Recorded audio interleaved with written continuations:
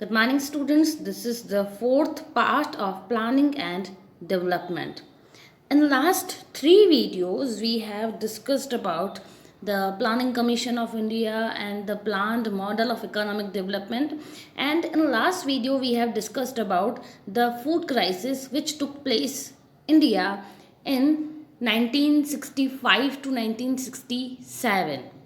So students, we have discussed about the green revolution also. Today we are going to discuss about the implications or results of that green revolution. So students, food crisis के बारे में हम लोगों ने पढ़ा ही था और food crisis से ओवरकम करने के लिए ग्रीन रेवोल्यूशन हुआ था, हम लोगों ने यहाँ तक पढ़ा था। अब ग्रीन रेवोल्यूशन के इम्प्लीकेशंस क्या थे उसके बारे में सबसे पहले डिस्कस करें। Then the first implication of green revolution was to increase the productivity of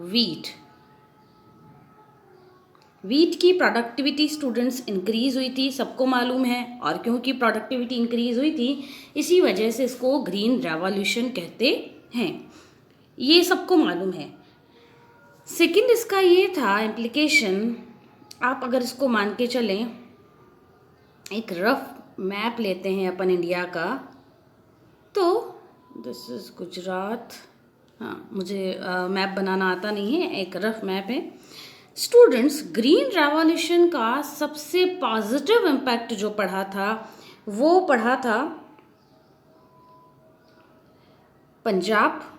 सबसे पहले पंजाब में प्रॉस्पेरिटी वैसे ही बहुत थी। पंजाब का नेबरिंग स्टेट हरियाणा के बाद देखें तो यूपी का जो वेस्टर्न पार्ट है, वेस्टर्न रीजन ऑफ यूपी, तो वेस्टर्न रीजन ऑफ यूपी जो था वो भी इससे पॉजिटिवली अफेक्ट हुआ था। एक्सेप्ट दीज 3 स्टेट्स, हम कहें और किसी भी स्टेट के ऊपर ग्रीन रेवोल्यूशन का इतना मेजर पॉजिटिव इम्पैक्ट नहीं पड़ा था। एक तरह से ग्रीन रेवोल्यूशन ने फूड की स्कैर्सिटी और फूड क्राइसिस को तो ख़त्म कर लिया, और हमारी गवर्नमेंट, हमारी कंट्री इस फूड क्राइसिस से ओवरकम करने में तो सक्सेसफुल रही। But this green revolution has created a regional disparity. Regional disparity का मतलब क्या था? कुछ तो ऐसे स्टेट्स थे, जैसे मैंने आपको बताया ही, पंजाब, हरियाणा, वेस्टर्न यूपी, यहाँ प्रॉस्पेरिटी अच्छी खासी आ गई थी इन सारे स्टेट्स में। जबकि रेस्ट ऑफ इंडिया की बात करें तो इसका ग्रीन रेवोल्यूशन का इतना मेजर इम्पैक्ट नहीं पड़ा। मैं इन पर ग्रीन रेवोल्यूशन का मेजर इम्पैक्ट नहीं पड़ा, ये इस कंटेक्स्ट में कह रही हूँ कि फार्मर्स जो थे इतने बड़े बेनिफिशियरी नहीं बन पाए इस ग्रीन रेवोल्यूशन के। यहाँ का जो कंज्यूमर था वो तो बेनिफिशियरी बना, कि जो कंज्यूमर है उसको कंज्यूम करने के लिए वीट मिलने लगा, फूड ग्रेन्स अवेलेबल होने लगे चीप रेट पर। लेकिन यहाँ का जो फार्मर था वो बेनिफिटेड नहीं हो पाया, वो एक बेनिफिशियरी नहीं बन पाया इस ग्रीन रेवोल्यूशन का। और इसी की वजह से हुआ ये कि इंडिया में इकोनॉमिक इनइक्वालिटी और ज़्यादा इंक्रीज हो गई। अब आपको लगेगा इकोनॉमिक इनइक्वालिटी क्यों इंक्रीज हो गई? सो स्टूडेंट्स, वैसे तो ग्रीन रेवोल्यूशन की वजह से सबको ही एक तरह से अपन कहें कि एक बूस्ट मिला था, लेकिन as I told you earlier कि ग्रीन रेवोल्यूशन में गवर्नमेंट ने मोर फर्टाइल लैंड पर ध्यान देना स्टार्ट किया था, और जो लीस्ट फर्टाइल लैंड है उस पर ध्यान नहीं दिया था। तो ध्यान किस पर है सरकार का? मोर फर्टाइल लैंड पर। इस वजह से ये तो इनकी इनकम तो इंक्रीज होती गई, और जो लीस्ट फर्टाइल लैंड था उनकी इनकम पहले ही नहीं हो रही थी, और गवर्नमेंट ने भी जब उनकी हेल्प करना बंद कर दी तो उनकी इनकम डिक्रीज हो रही थी। अब ये देखो, पैसे वाला और पैसे वाला हो रहा है, गरीब और गरीब हो रहा है। रिच एंड पुअर के बीच में ये जो गैप है ये और ज़्यादा इंक्रीज हो गया ड्यूरिंग दिस ग्रीन रेवोल्यूशन। एक दूसरा अपन इम्प्लीकेशन देखें तो इसी ग्रीन रेवोल्यूशन की वजह से कुछ ऐसे लोग भी थे पहले जो कि इतनी ज़्यादा इनकम जनरेट नहीं कर पाते थे, तो उनकी वजह से एक मिडिल क्लास इंडिया में और भी इमर्ज हुआ। तो emergence of middle class landlords as a powerful class, जो मिडिल क्लास लैंडलॉर्ड्स थे वो as a powerful class emerge हुए इंडिया की सोसाइटी में, और इसकी वजह से कई लोगों में अनरेस्ट था। ग्रीन रेवोल्यूशन का पीरियड कौन सा था स्टूडेंट्स, याद करो आप। यस, देखो फूड स्कैर्सिटी क्रिएट हुई 1965 टू 1967। इसके बाद से ग्रीन रेवोल्यूशन पर ध्यान देना स्टार्ट किया। अब ये वही टाइम है, आप देखो मैंने एक बार तो आपको क्या कहा, मैंने आपको कहा emergence of middle class landlords as a powerful class. ये पावरफुल बनता जा रहा था हमारा मिडिल क्लास लैंडलॉर्ड, और कई जगह ऐसे भी रिपोर्ट की गई थी, न्यूज़ आई वहाँ से कि ये मिडिल क्लास लैंडलॉर्ड्स जो हैं ये पुअर फार्मर्स का एक्सप्लॉइटेशन कर रहे हैं, पुअर कल्टीवेटर्स का एक्सप्लॉइटेशन कर रहे हैं, और गवर्नमेंट भी अब उन पुअर सेक्शन पर ध्यान देना बंद कर चुकी थी। पुअर फार्मर्स पर जो इतना ज़्यादा प्रोडक्शन नहीं दे पा रहे थे, गवर्नमेंट ने भी उन पर ध्यान देना बंद कर दिया। तो उनका तो कोई नहीं रहा, पहले गवर्नमेंट थी। ये भले ही जो लैंडलॉर्ड थे ये पुअर सेक्शन के एंटी थे, लेकिन गवर्नमेंट तो उनके साथ थी। लेकिन अब तो गवर्नमेंट ने भी साथ छोड़ दिया। अब जब गवर्नमेंट ने भी साथ छोड़ दिया तो इनमें और ज़्यादा अनरेस्ट क्रिएट होने लगा, और अनरेस्ट क्रिएट होने लगा तो इंडिया की पॉलिटिक्स में एक ऐसा फिनोमेना प्रेजेंट हुआ, एक ऐसी पॉलिटिक्स इंडिया की इंडियन सोसाइटी में इमर्ज हुई जिसके की बैड इम्प्लिकेशंस हम आज तक देख रहे हैं। और ये इस अनरेस्ट का कुछ पॉलिटिशियंस ने, कुछ लीडर्स ने ऐसा फ़ायदा उठाया कि इन फार्मर्स को मिसगाइड किया, और मिसगाइड करने के बाद इन फार्मर्स के साथ ही उन्होंने गवर्नमेंट को ना सिर्फ क्रिटिसाइज़ किया बल्कि ये कहा उन पुअर फार्मर्स को that this is not your government, ये आपकी गवर्नमेंट नहीं है, क्योंकि ये आपका ध्यान नहीं रख रही है, ये गरीबों की सरकार नहीं है, ये तो रिच पर्सन्स की गवर्नमेंट है। इसलिए आप इस गवर्नमेंट के अगेंस्ट रिवॉल्ट कर दो। ऐसी बातें हुई। आप याद करो ये रिवॉल्ट करने की बात, जो रेड सल्यूट है उसकी बात कौन करता था। हम लोग सेकंड चैप्टर में चीज़ें पढ़ चुके हैं, रेड सल्यूट।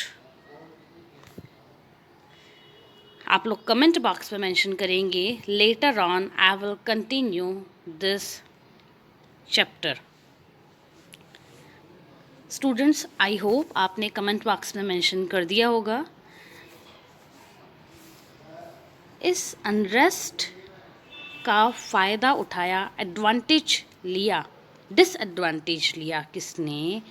वेस्ट बंगाल के कुछ लीडर्स ने। और उन लीडर्स ने क्या किया? उन्होंने वेस्ट बंगाल का दार्जिलिंग रीजन जो है, दार्जिलिंग रीजन के पास नक्सलबाड़ी एक विलेज है, इस नक्सलबाड़ी विलेज के जो पुअर फार्मर्स हैं उनको प्रोवोक किया किसके अगेंस्ट? प्रोवोक किया अगेंस्ट गवर्नमेंट। और इस पूरे के पूरे इस प्रोसेस से एक एंटी नेशन, एंटी गवर्नमेंट और एक तरह का डोमेस्टिक टेररिस्ट ग्रुप एग्जिस्टेंस में आया, and that is naxalite movement. Naxalite movement existence में आया। तो नक्सलाइट मूवमेंट की जो रूट्स हैं वो कहीं ना कहीं थिंकर्स और पॉलिटिशियंस और जितने भी एक्सपर्ट्स हैं वो नक्सलाइट मूवमेंट की जो रूट्स हैं वो ग्रीन रेवोल्यूशन में देखते हैं। उनका मानना था कि गवर्नमेंट अगर ग्रीन रेवोल्यूशन के अंडर ये रिच और पुअर के बीच में डिस्क्रिमिनेशन नहीं करती तो शायद ये नक्सलाइट मूवमेंट आज नहीं देखने को मिलता।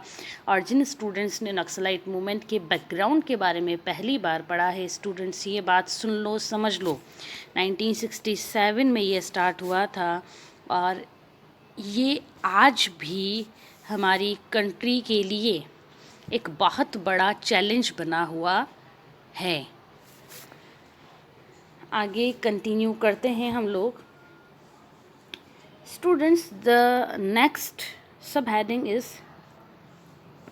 After math. अब आगे क्या हुआ? ग्रीन रेवोल्यूशन हो गया, सारी बातें हो गई, इम्प्लीकेशंस भी हम लोगों ने इसकी देख लिए, लेकिन क्या ग्रीन रेवोल्यूशन के अलावा भी कोई दूसरा रेवोल्यूशन हुआ था? You are thinking very right. Green revolution के अलावा देखो, ग्रीन रेवोल्यूशन जो था उसने तो फूड ग्रेन्स की प्रोडक्टिविटी को इंक्रीज़ किया, but what about the other? दूसरी चीज़ों के बारे में आप क्या कहेंगे? क्योंकि इन्हीं से ही काम नहीं चलता है, प्रोटीन एंड विटामिन जो है वो दूसरी चीज़ों में भी होते हैं जो कि हमारी रूटीन लाइफ के लिए रिक्वायर्ड हैं, and that is milk. Utterly butterly delicious, सुना होगा नाम। इन दिनों तो लॉकडाउन में अमूल आइसक्रीम और अमूल के अदर प्रोडक्ट्स की भी ऐड बहुत ज़्यादा आ रही हैं। सो जिन्होंने नहीं सुना होगा वो अब सुन लेंगे। स्टूडेंट्स, ये एक बहुत ही इंस्पायरिंग स्टोरी है। और इंस्पायरिंग स्टोरी है क्या कि गुजरात के कुछ cooperative milk and marketing federation बना लेटर ऑन। गुजरात के कुछ मिल्कमैन्स थे, मिल्कमैन्स जो थे उनका Gujarat cooperative milk market federation limited बना और इन्होंने ही अमूल नाम का एक प्रोडक्ट लॉन्च किया। जैसे राजस्थान वाले, आपको मालूम है कि हमारे यहाँ जो मिल्क प्रोडक्ट है वो सरस के नाम से बिकते हैं, है ना। सरस का दूध हो गया, सरस का ही आपका अदर प्रोडक्ट्स भी हो गए। वैसे ही Gujarat cooperative milk and marketing federation जो था लिमिटेड जो था, उसने अमूल प्रोडक्ट्स स्टार्ट किए। और ये अमूल प्रोडक्ट स्टार्ट करने का जो आइडिया था वो वर्गीस कुरियन ने दिया था। और इसी वजह से वर्गीस कुरियन जो हैं, यस, आप मुझे बताएंगे ग्रीन रेवोल्यूशन के हमने कौन से बताए थे? Who was the father of green revolution? M S. Swaminathan. और वाइट रेवोल्यूशन के थे वर्गीस कुरियन। और वर्गीस कुरियन को ही कहा जाता है मिल्कमैन ऑफ इंडिया, जिन्होंने एक बहुत क्रूशियल रोल प्ले किया इस अमूल के इमरजेंस में और अमूल की पावर को और ज़्यादा स्ट्रेंथन करने में। अब एक्चुअली ये जो पूरा का पूरा मॉडल बेस्ड था, वो था गुजरात का एक डिस्ट्रिक्ट भी नहीं कहेंगे, एक टाउन है, दैट इज़ आनंद, जिसको कई लोग गुजराती में आणंद कहते हैं। आनंद, आप जो भी कहना चाहें। अब वहाँ क्या था, वहाँ की स्टोरी आप सुने। Amul is a diary cooperative movement joined by about 2.5 million milk producers in Gujarat. और अब तो उसकी नंबर जो है प्रोड्यूसर्स का वो और ज़्यादा इंक्रीज़ हो गया होगा। और उन्होंने इतनी अच्छे प्रोडक्ट्स बनाना स्टार्ट किए और इस तरह से अपनी कोऑपरेटिव सोसाइटी को मैनेज किया कि पूरे गुजरात में उनको नेम एंड फेम दोनों चीज़ें मिली और उनको एम्प्लॉयमेंट मिलना भी स्टार्ट हुआ। लोगों को इस फील्ड में अपॉर्चुनिटीज़ दिखाई देने लगी, पोटेंशियल दिखाई देने लगी। और in 1970s the rural development programme called Operation Flood was started. Rural development programme जो था उसने ऑपरेशन फ्लड स्टार्ट कर दिया। और इसी तरह के कोऑपरेटिव मिल्क प्रोड्यूसर्स जो थे उन्होंने मिलकर नेशन वाइड मिल्क ग्रिड बनाना स्टार्ट कर दी, जिससे कि मिल्क का जो प्रोडक्शन है वो इंक्रीज़ होता जाए और प्रोड्यूसर और कंज्यूमर दोनों के लिए ही वो अच्छा रहे। और जो मिडिल मैन हैं उनको हटाने का काम डायरेक्ट प्रोड्यूसर टू कंज्यूमर, जो मिडल मैन है, जो मीडिएटर्स होते हैं, उनको हटाने का काम यहाँ पे किया। डायरेक्ट कांटेक्ट करने की यहाँ पे बात कही गई और लोगों को अश्योर किया गया कि ये जो ग्रीन रेवोल्यूशन है वो रेगुलर रहेगी और उनको इनसे मोर एंड मोर इनकम मिलेगी। जितना ज़्यादा वो अपनी प्रोडक्टिविटी इंक्रीज़ करते हैं और अपने प्रोडक्ट की क्वालिटी इंक्रीज़ करते हैं, वैसे ही उनका काम और ज़्यादा बढ़ेगा। और इसके इम्प्लिकेशंस ये रही कि देखो, operation flood was, however, not just a dairy program. It saw dairying as a path to development for generate employment and income for rural households and elevating poverty elevate करना, पुअर्टी को कम करने के लिए एम्प्लॉयमेंट जनरेट करना, as I told you earlier, और path to development, विकास करना, प्रोग्रेस करने की ही एक पाथ के फॉर्म में इसको देखा गया। ऑपरेशन फ्लड, जिसको वाइट रेवोल्यूशन भी कहा जाता है, it was not just a dairy programme, ये उससे भी ज़्यादा आगे कुछ था। और इसमें तो धीरे धीरे करके जो फैमिली मेम्बर्स और विमेंस जो थी, उनका भी डे बाय डे उनका भी पार्टिसिपेशन इंक्रीज़ होता गया और उनकी भी इकोनॉमिक एम्पावरमेंट जो कैपेसिटी, जो लेवल था, वो इंक्रीज़ होता गया। नाउ स्टूडेंट्स, ये सब होने के बाद हम लोग हमारी आगे नई हेडिंग पर आते हैं, which is changes which took place later on. इसके बाद क्या हुआ? तो उसके बाद गवर्नमेंट ने क्या किया, हमारी इकोनॉमी में क्रूशल रोल प्ले करना स्टार्ट कर दिया।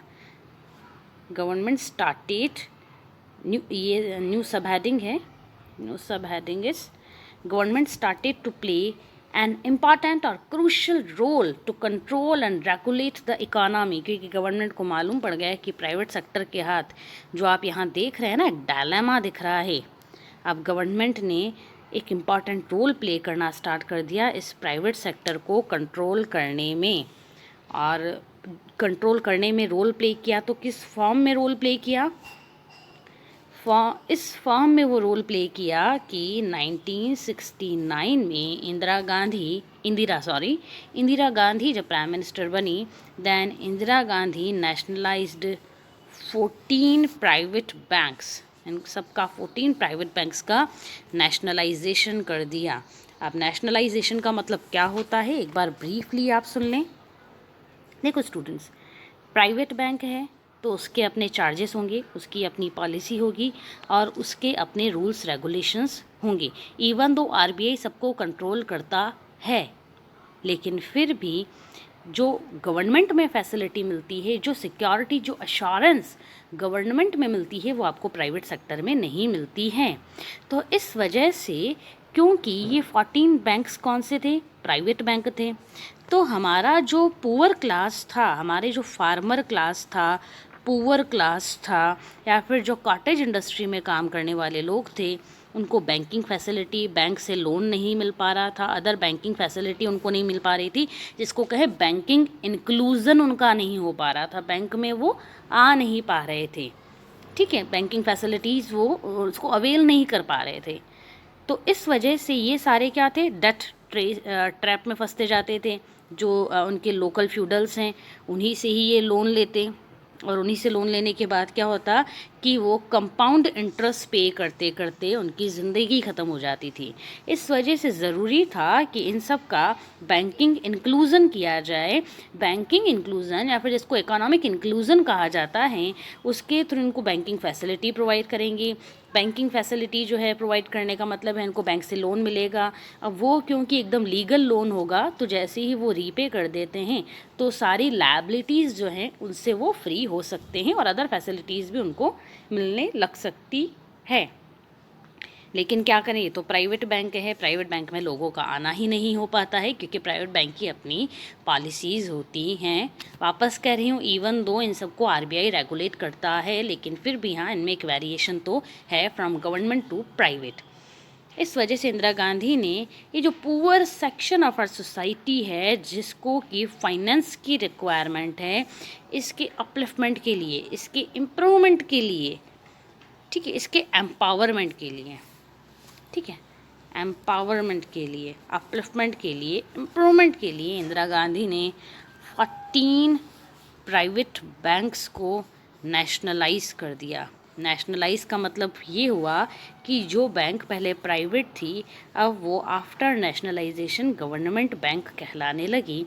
और जब ये गवर्नमेंट बैंक कहलाने लगी हैं तो गवर्नमेंट की जो भी स्कीम्स होती थी उनका बेनिफिट बैंक इनको प्रोवाइड करती थी। पहली बात, बैंक लोन मिलना थोड़ा इजी हुआ। इतना इजी नहीं हुआ क्योंकि हमारे यहाँ की जो ब्यूरोक्रेसी है वो इतनी ज़्यादा अच्छी भी नहीं है कि गवर्नमेंट के ऑर्डर्स को बहुत इजीली और बहुत स्मूथली वो फॉलो करे। लेकिन हाँ, कंपैरेटिवली ये थोड़ा सी इजी रहा और लोगों का धीरे धीरे करके बैंकिंग इंक्लूजन, फाइनेंशियल इंक्लूजन या फिर इकोनॉमिक इंक्लूजन स्टार्ट हो गया। अब जो poor class of our society था वो फ्यूडल्स के डेट ट्रैप में फंसना, उसकी जो टेंडेंसी, उसकी जो फ्रीक्वेंसी है वो मिटिगेट हुई, कम होने लगी क्योंकि अब वो बैंक आकर लोन लेने लगे। तो ये एक बड़ा चेंज था जो कि इंदिरा गांधी ने 1969 में किया था। एक और बात भी है, इंदिरा गांधी ने सैम्पल पेपर में भी आ चुका है और पहले इम्पॉर्टेंट क्वेश्चन भी हैं। इंदिरा गांधी ने पुअर वेलफेयर स्कीम चलाना स्टार्ट कर दी। हाँ, पुअर क्लास के वेलफेयर के लिए स्कीम्स चलाना स्टार्ट कर दी। अब स्कीम्स कैसी होंगी इसके बारे में आप देखें। इंदिरा गांधी, मैं आपको ब्रीफली बताऊंगी, ये चीज़ें बाद में हम लोग दूसरे चैप्टर में भी पढ़ेंगे। हाँ, सबसे पहला तो बैंकिंग इंक्लूजन के लिए मैंने आपको बता ही दिया था कि 14 बैंक्स का नेशनलाइजेशन किया। उसके अलावा इंदिरा गांधी ने 1971 में प्रीवी पर्स, आप सबको मालूम है नहीं है, आई डोंट नो, लेकिन हाँ, जैसे ही वेरियस जो प्रिंसली स्टेट्स थे वो इंडिया में कहीं आना नहीं चाहते थे, मतलब कुछ आना चाहते थे लेकिन जोधपुर, भोपाल, जम्मू कश्मीर, ये जो स्टेट्स थे, हैदराबाद हो गया, ये इंडिया में, जूनागढ़ हो गया, ये इंडिया में मर्ज होना नहीं चाहते थे इजीली। इस वजह से इंडिया को इनको कुछ देना तो था। देखो, गिव एंड टेक की पॉलिसी रहती ही है। अब गिव एंड अब स्टूडेंट्स, गिव एंड टेक, ठीक है, तो गिव एंड टेक था। अब वो लोग इंडिया में मर्ज कर रहे हैं, मर्जर दे रहे हैं, तो गवर्नमेंट ऑफ इंडिया को भी उनको कुछ देना था। तो गवर्नमेंट ऑफ इंडिया ने एक प्रोविज़न किया था, ठीक है, एक प्रॉमिस किया था कि government of India will play privy purse to the princely states, to the prince और द मोनार्क और the ruler of any princely state. मतलब जो भी राजा महाराजा हैं, इवन दो उन्होंने अपना मर्जर इंडिया में कर दिया है, लेकिन इसका मतलब ये नहीं है कि गवर्नमेंट ऑफ इंडिया ने बस उनसे लिया ही है, उनको दिया कुछ नहीं है। गवर्नमेंट ऑफ इंडिया ने 1947 और उसके बाद भी जो भी मर्जर किए इंडिया में, उन सबको अश्योर किया और प्रॉमिस किया कि गवर्नमेंट ऑफ इंडिया उन सारे के सारे प्रिंसली स्टेट्स के जो रूलर हैं उनको एनुअल अलाउंस प्रोवाइड करेगी। एनुअल अलाउंस में, इस एनुअल अलाउंस जो है इसको कहा गया प्रीवी पर्स, ठीक है, ये प्रीवी पर्स कहलाया। अब इसमें करोड़्स ऑफ रुपीज़ होते थे, करोड़्स ऑफ रुपीज़। अब ये करोड़्स ऑफ रुपीज़ किस किस को मिलते थे? 565 states, princely states of India. अब देखो, इन 565 प्रिंसली स्टेट्स को हर साल एनुअली जब करोड़्स ऑफ रुपीज़ मिलते हैं तो हुआ क्या, इसका एक रिज़ल्ट क्या देखने को मिला?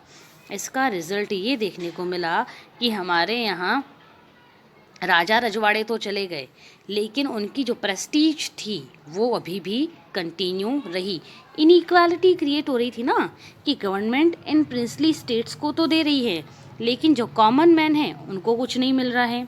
अब इनकी सिचुएशन जो है, इनको तो करोड़्स ऑफ रुपीज़ हर साल मिल रहे हैं, तो इनकी जो इकोनॉमिक कंडीशन है वो तो कंटिन्यू अच्छी रही, जबकि ये जो कॉमन मैन है इसकी सिचुएशन, कभी फेमाइन आ रहा है, कभी वॉर हो रहा है, कभी क्या इनस्टेबिलिटी है, तो इसकी वजह से इसकी सिचुएशन जो थी वो तो डाउनवर्ड हो रही थी और इसकी अपवर्ड जा रही थी।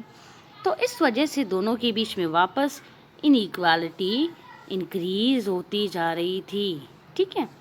अब जब इनइक्वालिटी इनके बीच में इंक्रीज़ होती जा रही थी तो इस वजह से इंदिरा गांधी ने 1971 में 1971 में अमेंडमेंट किया, एक ऑर्डर निकाला और अमेंडमेंट के थ्रू इंदिरा गांधी ने इस प्रीवी पर्स को, मतलब जो अलावेंस मिलते हैं हर साल, जो करोड़ों रुपए गवर्नमेंट देती थी इन प्रीवी पर्स इन प्रिंसली स्टेट्स को फ्री में, वो मिलना इनको बंद हो गए।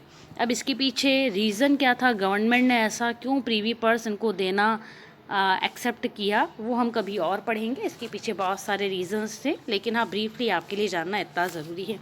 तो फर्स्ट स्टेप जो था पुअर क्लास के लिए कि ठीक है अब हम इनको भी पैसा नहीं देंगे। अनदर पॉइंट वॉज 1971 में इंदिरा गांधी ने जब इलेक्शन कंटेस्ट किया था तो इंदिरा गांधी के इलेक्शन का एक बहुत बड़ा जो स्लोगन था दैट वाज, लोग कहते हैं इंदिरा हटाओ, हम कहते हैं गरीबी हटाओ।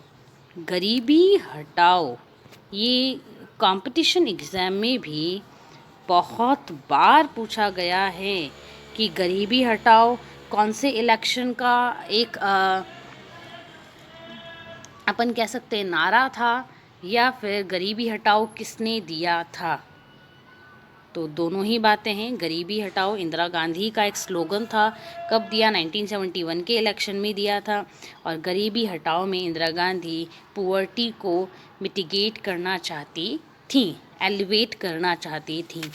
इसके अलावा भी इंदिरा गांधी ने 1975 की बात करें तो 20 पॉइंट्स एक programme, 20 points programme, later on आप ये चीज़ भी पढ़ेंगे, 20 पॉइंट्स एक प्रोग्राम इंट्रोड्यूस किया। और इस 20 पॉइंट प्रोग्राम में भी सोशल वेलफेयर स्कीम्स थी और बहुत सारे दूसरे प्रोग्राम्स भी इस 20 पॉइंट प्रोग्राम का एक पार्ट थे, जो कि एक पुअर क्लास की हेल्प कर सकते थे और इसको एम्पावर कर सकते थे। कॉन्स्टिट्यूशन में नेक्स्ट इज कॉन्स्टिट्यूशनल अमेंडमेंट्स। ये कॉन्स्टिट्यूशनल अमेंडमेंट करके भी इंदिरा गांधी ने इक्वालिटी एस्टैब्लिश करने की बात कही। ठीक है, इक्वालिटी एस्टैब्लिश करने के साथ ही centralisation of property, centralisation of property को भी इसने मना करने का काम किया और कहा कि हम लोग ना तो प्रॉपर्टी का सेंट्रलाइजेशन एक जगह पे होने देंगे और ना ही हम लोग इनइक्वालिटी को इंक्रीज़ करेंगे। We will establish equality in our society. Now finally Indira Gandhi चली गई, राजीव गांधी की भी डेथ हो गई, लेकिन 1990 में एक और बड़ा, 1990 के बाद से कुछ और ऐसी सिचुएशंस क्रिएट होने लगी जिसने इंडिया की इकोनॉमी को और चेंज किया। चेंज ये किया 1990, आप वो टाइम याद करो जब जर्मनी जो था उसका इंटीग्रेशन हो चुका था और 1991 में बेलारस, यूक्रेन एंड रशिया, इन तीनों स्टेट्स ने मिलकर बोरिस येल्सिन की लीडरशिप में सोवियत यूनियन का, यूएसएसआर का ब्रेकडाउन डिक्लेयर कर लिया। रशिया, बेलारस, यूक्रेन, इसको कई लोग उक्रेन भी कहते हैं, इन्होंने यूएसएसआर का ब्रेकडाउन डिक्लेयर कर लिया। अब इंडिया का एक बहुत अच्छा अलाय इंडिया के पास नहीं रहा। अब एक तो ये चीज़ रह गई। ठीक है, 1991 में क्या क्या इंसिडेंट्स हुए आप देखें। सबसे पहला यूएसएसआर का ब्रेकडाउन हो गया। दूसरा गल्फ़ वॉर हुआ था, ठीक है, बिटवीन कुवैत एंड इराक, और बीच में फिर अमेरिका ने इंटरवीन किया। ये गल्फ़ वॉर भी इसी दौरान हुआ था। तो ये दोनों ही ऐसी सिचुएशंस थी जिसने वर्ल्ड इकोनॉमी को हिला के रख दिया था और इसका इम्पैक्ट इंडिया के ऊपर ज़्यादा पड़ा, क्योंकि दोस्तों जो यूएसएसआर टूटा था, ख़त्म हुआ था, मर गया था, ठीक है, ये किसका फ्रेंड था, किसका अलाय था? It was an ally of India. इसलिए इंडिया के ऊपर इसका इम्पैक्ट पड़ना ऑब्वियस था, जो कि इंडिया के ऊपर पड़ा भी। और 1991 में इंडिया के जो फॉरेक्स हैं, फॉरेन एक्सचेंज, इंडिया के फॉरेक्स लीस्ट रह गए, बहुत कम रह गए। अगर मैं आपको कहूँ इंडिया बैंकरप्सी की कंडीशन में आ गया था 1991 में, ठीक है।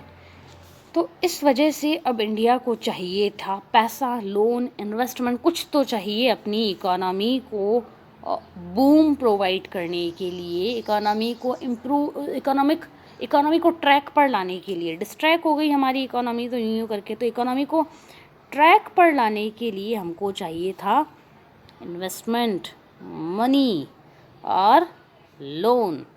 कौन देगा? लोन देने का काम कर सकते हैं वर्ल्ड बैंक और IMF। वैसे लोन एक कंट्री दूसरे कंट्री को भी देता है, लेकिन हम किससे लोन लेते हैं? हम ले सकते थे USSR से, यही टूट गया। सेकेंड सुपर पावर वॉस जो कि 1991 में बना था, वो कौन था? वो था USA। अब USA तो पाकिस्तान का साथी था, वो हमको लोन क्यों देगा? ठीक है, इस वजह से ये ऑप्शन हमारा ख़त्म हो चुका था और ये हमारा अलाय नहीं था, ये तो हमारे एक एनिमी कंट्री का अलाय था। इस वजह से हम इनसे भी लोन नहीं ले सकते थे। तो हमारे सामने ऑप्शन कौन से बचे? दीज टू, वर्ल्ड बैंक और IMF। अब इन दो ऑप्शंस में से हम लोगों ने जब IMF को लोन लेने के लिए अप्लाई किया तो IMF ने हमारे सामने कंडीशन रखी, एंड द कंडीशन वाज कि India have to liberalise its economy. Liberalise its economy का मतलब ये है कि इंडिया जो कि पहले एक प्रोटेक्शनिस्ट कंट्री था, हम कोई भी कंपनी अगर इंडिया में आना चाहती थी तो हम इंडिया के बॉर्डर में एंटर करने से पहले ही इतना ज़्यादा टैक्स लगा देते थे उस पर कि उस कंपनी का प्रोडक्ट इंडिया में आते ही उसकी रेट बहुत ज़्यादा इंक्रीज़ हो जाती थी। वो प्रोडक्ट जैसे ही इंडिया में आता उसकी रेट इंक्रीज़ हो जाती, और रेट इंक्रीज़ हो जाती तो उसकी सेलिंग इतनी नहीं हो पाती थी। अब उसकी सेलिंग नहीं होगी तो इंडिया के जो इंडिजिनस प्रोडक्ट हैं वो अच्छे बिकते थे। इसके अलावा हम मतलब इंडिया जो है, इंडियन गवर्नमेंट जो है अपने फार्मर्स को, अपने प्रोड्यूसर्स को बहुत ज़्यादा फैसिलिटीज़ प्रोवाइड करती थी। ये सारे काम हम करते थे और गवर्नमेंट ही बहुत ज़्यादा इंटरवीन करती थी बिज़नेस में। प्राइवेट सेक्टर को इतनी अपॉर्चुनिटीज़ नहीं थी इंडिया में बिफोर 1991। लाइसेंस लेना ही एक बहुत भारी काम पड़ जाता था पहले, और हर बात के लिए, हर काम के लिए लाइसेंस लेना पड़ता था।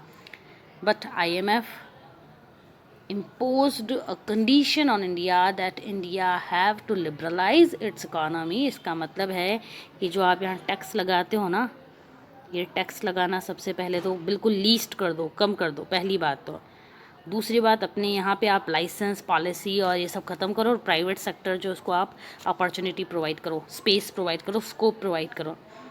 इसके अलावा ये था कि आप अपने यहाँ के जो लोकल लोगों को इतने ज़्यादा प्रोटेक्शन प्रोवाइड करते हैं in form of subsidy and etcetera etcetera, इन सारे प्रोटेक्शन को आप ख़त्म करो। इस तरह की बहुत सारी कंडीशंस थी जो हम लोग सोशियोलॉजी में पहले डिस्कस कर चुके हैं। ठीक है, तो इस वजह से इसको मैं ज़्यादा नहीं डिटेल में बताऊंगी, लेकिन हाँ, इस एरा में, इस ईयर में इंडिया ने प्रेशर में आके, that time PV Narasimha Rao India के प्राइम मिनिस्टर थे, और हमारे एक्स प्रेसिडेंट प्रणब मुखर्जी जो थे वो फाइनेंस मिनिस्टर थे, और इनके एडवाइज़र जो थे वो हमारे ex prime minister Manmohan Singh थे। अब इन सब ने मिलके फिर डिसीज़न लिया कि ठीक है, LPG इंडिया में इंट्रोड्यूस किया जाता है, लिबरलाइजेशन, प्राइवेटाइजेशन एंड ग्लोबलाइजेशन। तो ये था आगे की बात, changes which took place after 1990। हाँ students, now we are moving on NITI commission. एक बार ब्रीफली देख ले नीति कमीशन के बारे में।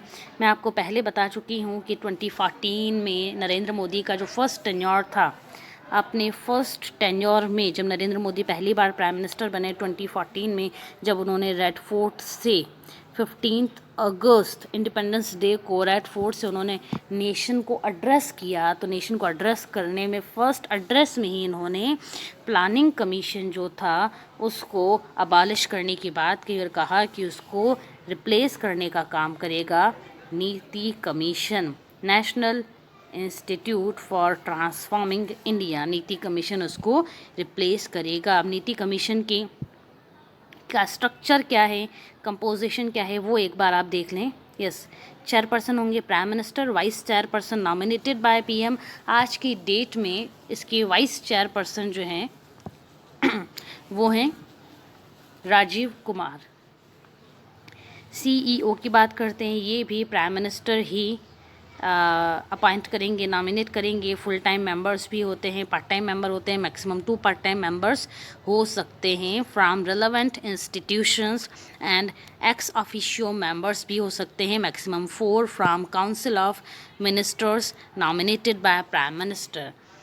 अब यहाँ देखें, इसकी गवर्निंग काउंसिल भी होती है। गवर्निंग काउंसिल में है chief minister and lieutenant governors of union territory, chief minister and lieutenant governors of union territories, and finally experts, specialists, practitioners with domain knowledge.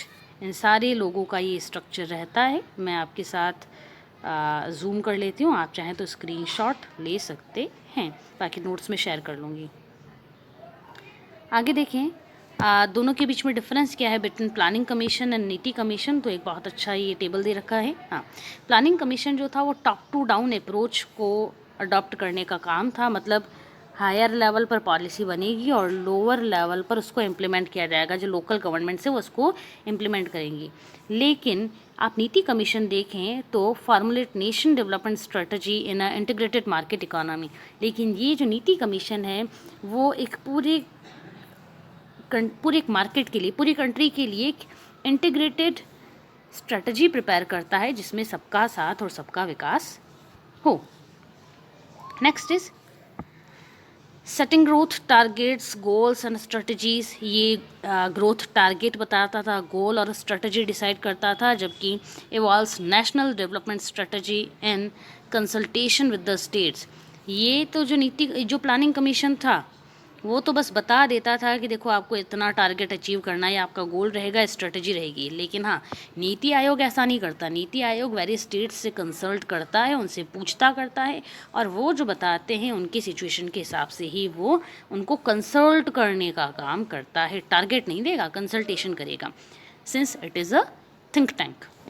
Next, planning commission fundamentally central government institution without states representation. यहाँ पे states का कोई representation नहीं था, जबकि इस slides में आप देखेंगे कि इसकी जो गवर्निंग काउंसिल है नीति कमीशन की, वहाँ पे chief ministers and lieutenant governors of union territory, मतलब यहाँ पे स्टेट्स को रिप्रेजेंटेशन है नीति कमीशन में, जबकि प्लानिंग कमीशन में स्टेट्स को रिप्रेजेंटेशन नहीं था। Discussion with states on annual plan, ये एनुअल प्लान को लेकर ही स्टेट्स के साथ डिस्कशन करते थे, जबकि state will continue to receive support for removing bottleneck. And final point आप देखेंगे, allocation of central assistance to states plan and budget estimate for 2014 approximately. इनमें बता रखा है कि अप्रॉक्सीमेटली 49%, 44 अंडर सेंट्रली। ये सारी चीज़ें आपकी ध्यान देने की नहीं, लेकिन हाँ आप ये देख सकते हैं कि यहाँ पे बजट भी एलोकेट किया जाता है स्टेट्स के लिए प्लान्स को इम्प्लीमेंट करने के लिए। जो प्लानिंग कमीशन था 5 सालों के लिए, 5 ईयर के लिए उसने प्लान प्रिपेयर किया। अब प्लान को इम्प्लीमेंट कौन करेगा? स्टेट करेंगे। तो स्टेट के पास पैसा नहीं है तो कौन देगा? The central government will provide the fund to the states. हम प्लान बना रहे हैं, प्लानिंग कमीशन कहती थी स्टेट्स प्लान इम्प्लीमेंट करेंगे, पर अगर पैसा नहीं है तो वो कहाँ से, कौन देगा? वो सेंटर देगा फंड उनको। लेकिन यहाँ पे states will tailor their plans to suit their needs, और यहाँ पे 40% सेंट्रली स्पॉन्सर्ड स्कीम्स चलेंगी, और ये मच बेटर है दैन प्लानिंग कमीशन। स्टूडेंट्स, एक और भी इंस्टीट्यूट है हमारे यहाँ पर, ऑर्गेनाइजेशन है, that is NDC, national development council. National development council का जो स्ट्रक्चर आप देखेंगे वो भी मोर और लेस आपके नीति कमीशन जैसा ही है, जिसमें कि नेशन मतलब पूरी की पूरी कंट्री के डेवलपमेंट के लिए एक प्लान प्रिपेयर किया जाता है, और इस प्लान को प्रिपेयर करने का काम करने के लिए डिस्कशन होते हैं, और डिस्कशन में स्टेट्स का पार्टिसिपेशन होता है, और ये मच फेडरलिस्ट है और मच डेमोक्रेटिक है, और ज़्यादा से ज़्यादा स्टेट्स का पार्टिसिपेशन इंश्योर करती है।